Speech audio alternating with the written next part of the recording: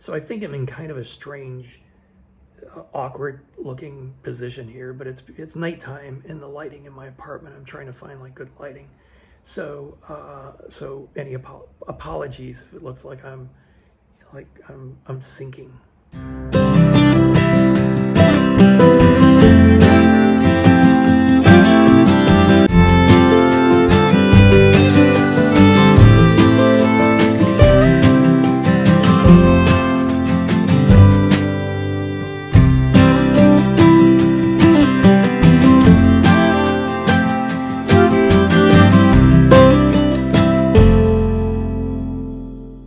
Welcome back to the channel. I want to do just another doctor's visit video. This one I think it's different in the sense that it's a lot more expensive, but it also just kind of showcases, I think, a different experience in Phnom Penh with the medical community here and your options. So back home, when it comes to getting checkups, getting blood work, I'm like completely on top of that. The problem is that I get the results back from the blood tests, and sometimes I can see it's like it's high, or it's there's a certain level, there's something that seems like a little off to me, or there's been a big jump since the last time. So the place where I go, it's a physician's assistant that I see, and the physician's assistant, who I've been seeing for, I don't know, 15 years, never calls me back about the results. Somebody in the office calls me back, and they usually just say, hey, the PA said, keep an eye on this. This is a little high, but it's within the zone, or everything's okay. Sometimes they'll just say everything's okay as long as it's not outside of the parameters. But I don't know. I'm kind of, I'm always like, really? Like, this just seems like it's been creeping up over the years, and now it's on the border. So one of those things is my glucose level. And everything about my life points to the fact that I'm insulin resistant. So in the past 5 or 6 years, it's the glucose level that has given me a lot of concern. Sometimes it creeps over into pre-diabetes, and like currently, right now, it's just kind of sitting on the fence of pre-diabetes and not pre-diabetes. And again, the PA is just like, you're good. So, anyways, I thought, well, while I'm here, I'll see an endocrinologist. So just a couple points I'll make. One is the ease of setting up an appointment with a specialist. I think it was Sunday night. I was just thinking about that. I was just thinking about I really just wanted to kind of talk to a specialist about this to see what exactly, like what's going on, how I can lower that. And so I got online, I found a really good hospital that has an endocrinologist, and I booked an appointment online. I could have booked an appointment for Monday, but I was just like, I don't know, and it also seemed like I could book almost any time slot, which was a little strange. So I'm like, I better just do it on Tuesday, just in case this little system online doesn't really work and they could contact me. I didn't want to just go out there and realize that their booking system didn't work.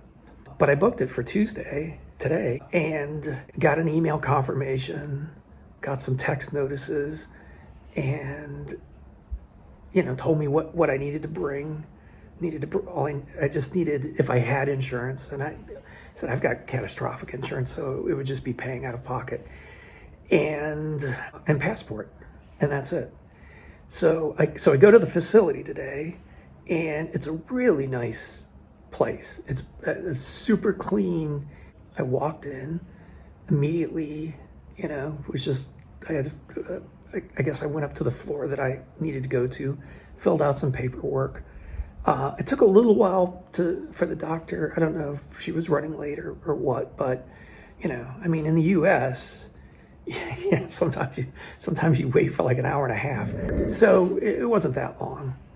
And She was very, very nice. And again, very thorough, like the last experience I had, which was, I probably spent about 45 minutes talking to her. And again, she just kept asking, did I have any other follow-up questions? But she went over my history and family history, my history. I showed her some of the blood work that I had done this summer. Yeah, I mean, she said, without me saying anything, she said, based on everything you're saying and all of the things that you've done over the years, and it sounds like you're probably insulin resistant. And she said, based on where my blood work is, and based on what some other blood work I'm going to have done tomorrow, which I'll talk about, she's like, you're probably pre-diabetic, and we would treat it the same way we would treat diabetes. So, I mean, I'm sure not entirely similarly, but it would be, the presumption would be to not ignore it. I guess that's the best way to put it. So one thing I didn't talk about with the last doctor's visit to the ENT, just in case people wonder, just the kind of communication, any communication issues. And I not really. I mean, there were a few things, several times today, where I just had to ask, if the doctor could just repeat what they said.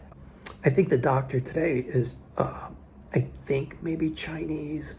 She studied in China, listed on languages she speaks. Chinese is the first language, but I really didn't have any problems. I mean, it just, if I didn't understand something, I would ask again, and usually the second time I understood what she said. So as far as like a barrier, I didn't find either instance to be prohibitively difficult.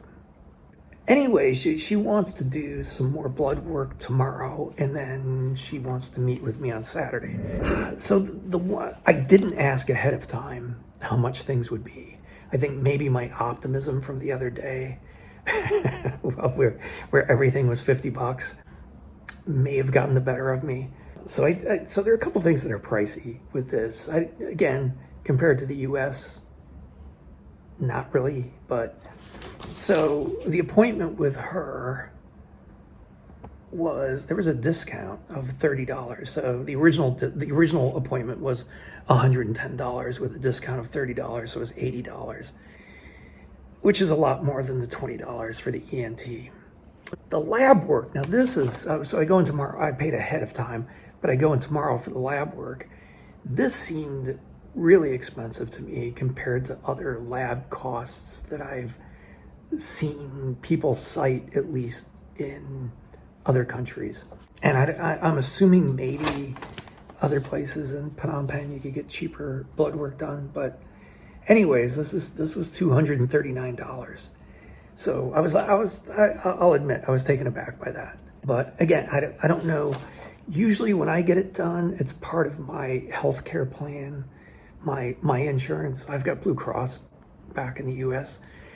And once a year, you can get all your blood work done for free. So I actually don't know like how much it would cost without insurance just to get this. But it's a full blood panel.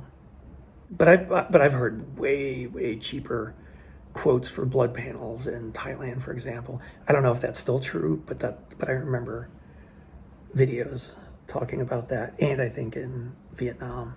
And then the last thing, and this actually seemed like a bargain to me, was an ultrasound. They had to do like an abdominal ultrasound, and that was $60. So the total was $379.20, which was not what I was expecting.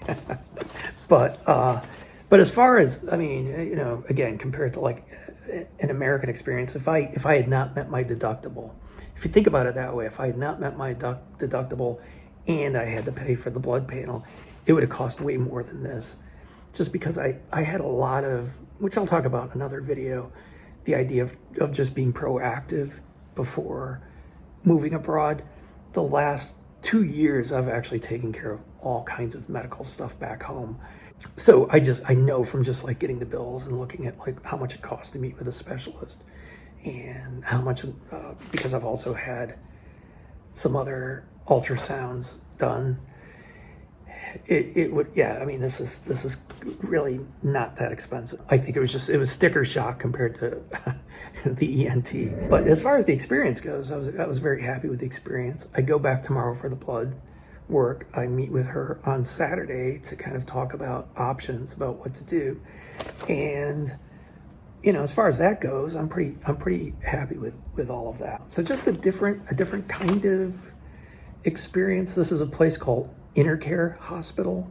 So a friend of mine moved to the town I live in the U.S., and which is not a small city, but I'm fairly certain it was an endocrinologist that it was like months and months of wait time to see, because there are only like one or two in the city, and so everybody with diabetes in town needs to see this person, or needs to see, I don't know if it's just one person or two people, but that's crazy to me. That's just nuts. So the fact that I could, like, on a Sunday online set up an appointment and could have gone there yesterday, but, you know, was like basically 2 days. It wasn't a wait. Very happy with that. Very, very pleased with the efficiency. So I don't want to, I'm beginning to turn this into a Phnom Penh channel, which is not the intention. The intention is if you're moving someplace, if you're thinking about becoming an expat, what are the things that you should be thinking about? What are some things that will help you? And so the next video, I'm going to talk about the biggest mistake that I've made so far, just in this the whole process of planning the permanent retirement. And I do think that there is one big mistake that I've made. And I think if you're even beginning to think about retiring, that in another country, that you should start thinking about this now. Even if you're 10 years out, you should begin thinking about this now. So that'll be the next video, and I will talk to you soon. Please like and subscribe. I want to thank the people who've subscribed so far. I genuinely appreciate that, and I'll talk to you soon. Okay.